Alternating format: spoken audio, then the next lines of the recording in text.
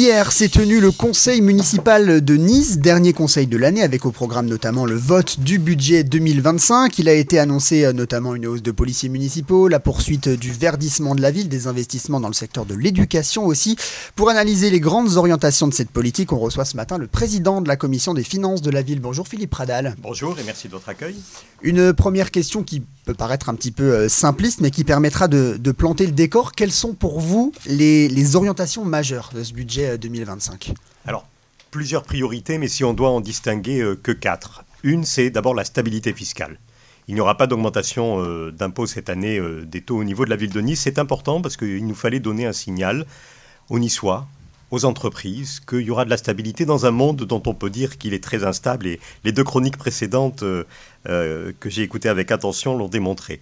La sécurité, c'est un point très important. Nous allons réaliser un investissement fort en matière de sécurité, tant en recrutant des policiers, vous l'avez dit, qu'en construisant et en poursuivant la construction de l'hôtel des polices mutualisées.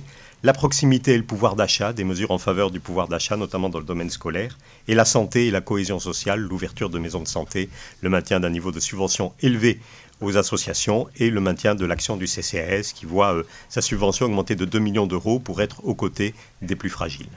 Vous avez justement parlé du futur hôtel de police. Christian Estrosi l'a évoqué hier en conseil municipal. C'est un projet à plus de 239 millions d'euros. Où en est-on aujourd'hui dans les financements ? On est complètement et dans le calendrier, dans les financements. C'est que c'est un projet dans lequel l'État a une part prépondérante. C'est d'ailleurs pour cela que les travaux se font sous le contrôle de l'État. Un préfet a été délégué spécifiquement auprès du préfet des Alpes-Maritimes et de monsieur le ministre de l'Intérieur pour le faire.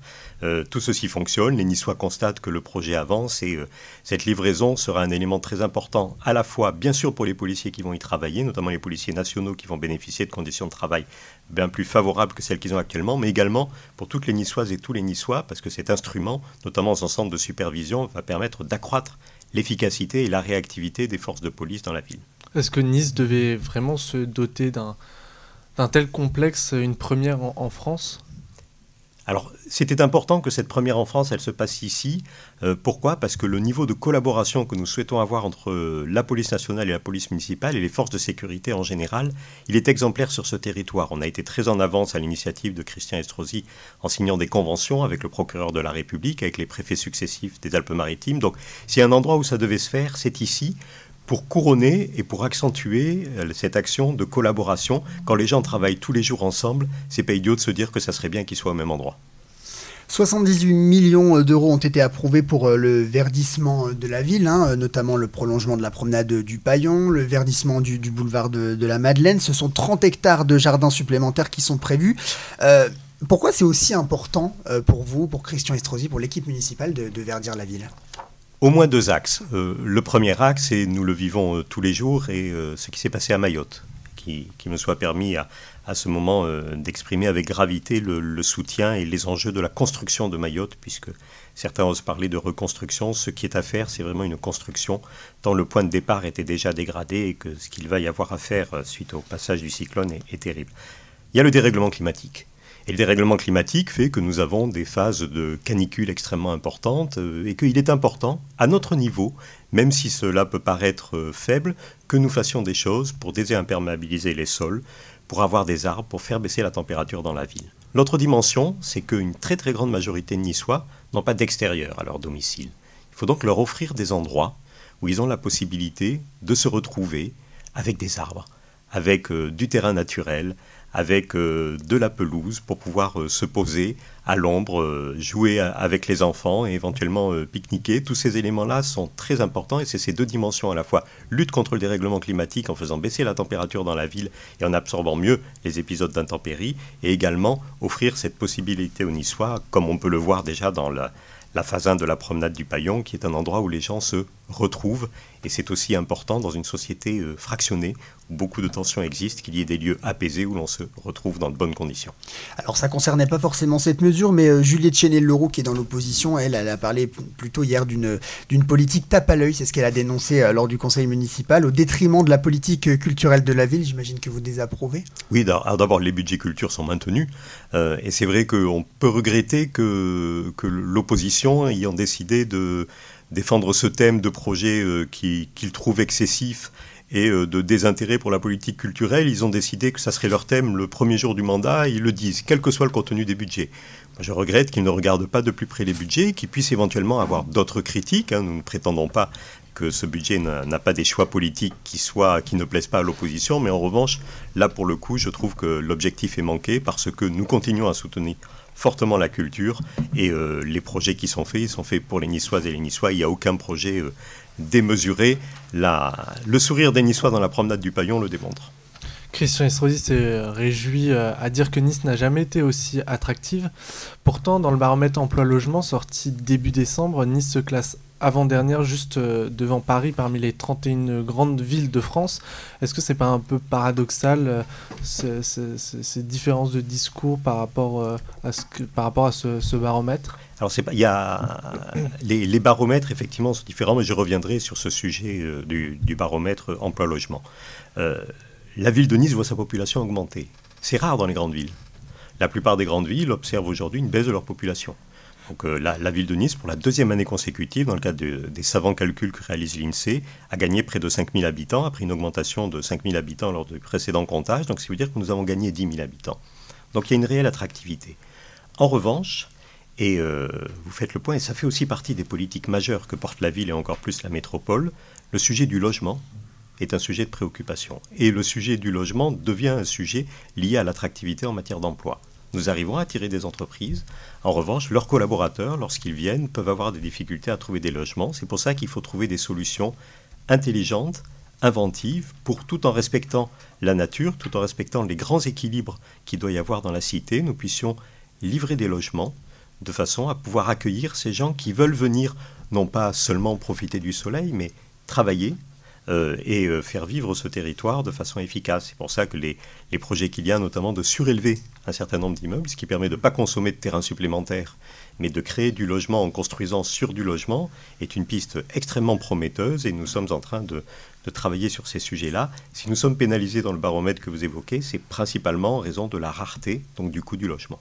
Justement, parlons du foncier avec cette taxe foncière, puisque l'équipe municipale a décidé de ne pas augmenter les impôts des Niçois cette année, enfin l'année prochaine, mais l'année dernière, la taxe foncière avait augmenté de 19,18%, c'était un record national. Hein.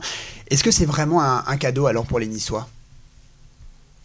Une augmentation des impôts n'est jamais un cadeau et elle a été faite avec gravité. Elle a été faite dans un contexte particulier qui fait que d'abord nous avions quand même l'idée que nous n'allions pas vers des beaux jours.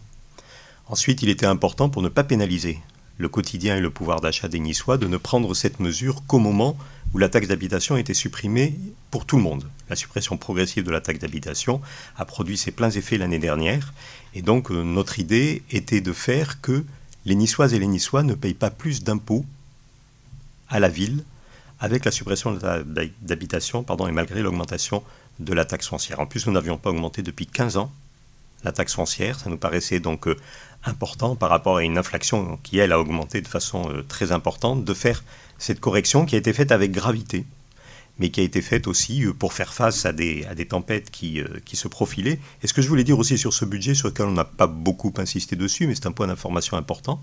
Vous savez que Michel Barnier avait un projet de budget qu'il n'a pas pu défendre, puisque la motion de censure sur le projet de loi de financement de la sécurité sociale en a empêché, mais il prévoyait 3 milliards d'efforts demandés aux collectivités territoriales pour le rétablissement des finances publiques, déclinés au niveau de la ville de Nice, c'est 20 millions d'euros.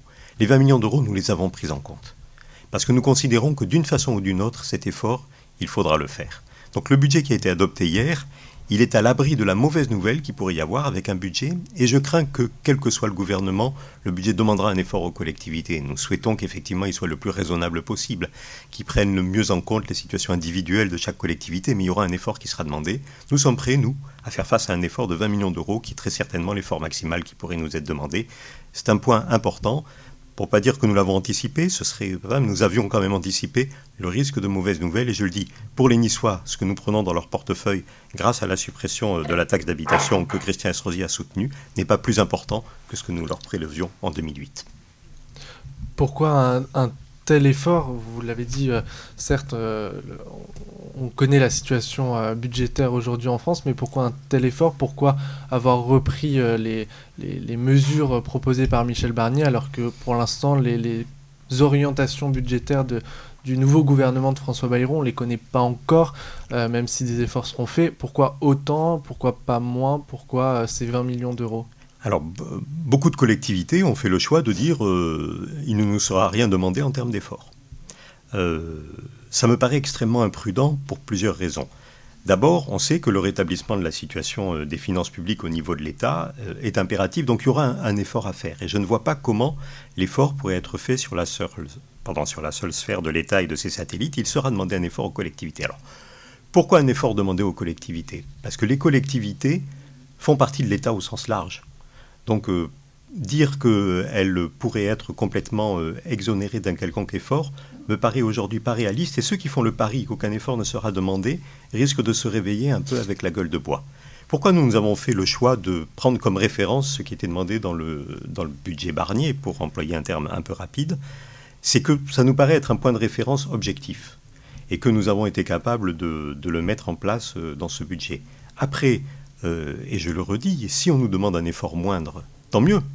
Et très probablement, avec la décision de M. le maire qui sera soumise au conseil municipal, si c'était le cas, probablement nous ferons d'autres investissements qui seront permis par le fait qu'au lieu de nous demander 20 millions d'euros, peut-être sera-t-il demandé seulement 15 ou seulement 10. Mais en revanche, si demain on demande 20 ou 25 à des collectivités qui ont prévu 0, comment vont-elles faire en cours d'année? Voilà. Ça me paraît pas prudent et pas réaliste. On sait qu'un effort sera demandé, il devra être fait. Et je voudrais juste dire un dernier point, et pardon d'être long, mais on voit la dégradation de la note de la France. Aujourd'hui, quand les collectivités territoriales empruntent, elles sont en partie tributaires au niveau des taux sur ce qui est appliqué à l'État. Elles ne peuvent pas emprunter à un taux plus faible que le taux de l'État, quelle que soit leur santé financière. Donc si nous ne contribuons pas à rétablir la situation de l'État, nous paierons nos emprunts plus chers et nous pourrons donc moins investir et nous allons dégrader notre situation. Donc c'est un sujet collectif, c'est un sujet sur lequel l'État ne doit pas travailler seul, il doit travailler avec les collectivités en concertation, à l'image de ce que proposait le président du Sénat, Gérard Larcher. Mais en revanche, prétendre qu'aucun effort ne sera demandé me paraît excessivement imprudent. Moi, vous savez, en tant que d'abord adjoint aux finances, puis aujourd'hui président de la commission des finances, j'ai jamais considéré qu'acheter un ticket de loto était le moyen d'équilibrer le budget. On va conclure en parlant de la dette de la ville aussi, 547 millions d'euros. Alors l'adjoint au maire en charge des finances, Marc Concasse, s'en est réjoui. Juliette Chenel-Leroux, elle a dit que c'était 1500 euros par habitant. Elle a parlé d'un poids qui reposait sur les épaules de chaque Niçois, ce qui a fait un peu s'emporter Christian Estrosi, le maire. On a vu des grands gestes, on a vu voilà, une longue tirade du maire pour se défendre. Est-ce qu'on peut vraiment parler, comme le disait Christian Estrosi, d'un budget responsable et maîtrisé? Absolument. Absolument. Et si on veut revenir que sur le sujet des emprunts, alors, en quelques mots très très rapides, la notion de dette par habitant n'a pas grand sens et en a de moins en moins. Pourquoi ? Surtout dans un territoire touristique. Et monsieur le maire a effectivement répondu vivement, mais cela nous a permis peut-être à tous ceux qui voulaient le faire de ne pas avoir à le faire, parce que nous étions un certain nombre à piaffer sur le sujet. La dette par habitant dans une ville touristique, ça n'a pas de sens. Qu'est-ce qu'on prend comme habitant?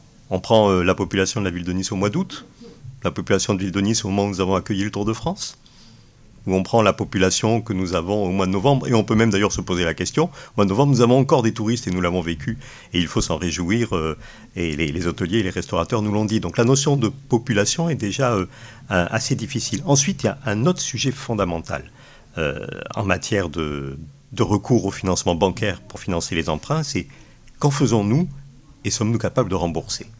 Qu'en faisons-nous? Je crois qu'on le voit dans la ville. Quand on se promène dans la ville, s'il y a bien une ville qui depuis 2008 a changé, c'est Nice. Donc aujourd'hui, je pense que quand les Niçois et quand les visiteurs se promènent dans la ville, ils savent ce qui a été fait et ils savent ce que produit ce qui a été fait. Parce que si nous avons réussi dans le budget à absorber 20 millions d'euros d'économies, c'est aussi parce que depuis des années, nous avons entrepris des investissements pour notamment avoir des bâtiments qui consomment moins d'énergie.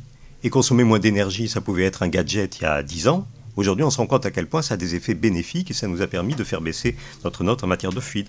On a changé la flotte de tous nos véhicules, que ce soit les véhicules utilitaires ou que ce soit les autres types de véhicules, pour qu'ils consomment moins, pour qu'ils coûtent moins en termes d'entretien. Donc tout ceci sont les éléments qui font que c'est notre capacité à rembourser qui est regardée et les financements bancaires que nous obtenons démontrent que les banques ont envie de venir nous prêter. Aujourd'hui, la Cour des comptes, elle dit qu'entre 12 et 15 ans, il y a de capacité de désendettement, c'est-à-dire de nombre d'années d'épargne brute consacrées au remboursement de la dette, il y a un point d'alerte. Aujourd'hui, la ville de Nice, dans le cadre de son exécution budgétaire 2024, c'est-à-dire ce qu'on aura fait en 2024, on sera bien inférieur à 8 et on a prévu, à la fin de l'année 2025, d'être à peine au-dessus de 7. Donc on est dans une très bonne situation financière. Je le redis, ce qui compte, ce n'est pas le montant brut qui peut faire peur. C'est bien plutôt notre capacité à rembourser et ce que nous en faisons. Et ce que nous en faisons, c'est l'investissement, comme je le dis, au niveau de la sécurité, au niveau de l'averdissement de la ville, au niveau de l'amélioration de la qualité de vie des Niçoises et des Niçois. Et je crois que quand ils se promènent dans la ville, ils le constatent. Et on aura compris donc toutes ces propositions d'aménagement votées hier en conseil municipal. Merci beaucoup Philippe Pradal d'avoir été avec nous ce matin. Merci à vous. Commission des finances de la ville de Nice.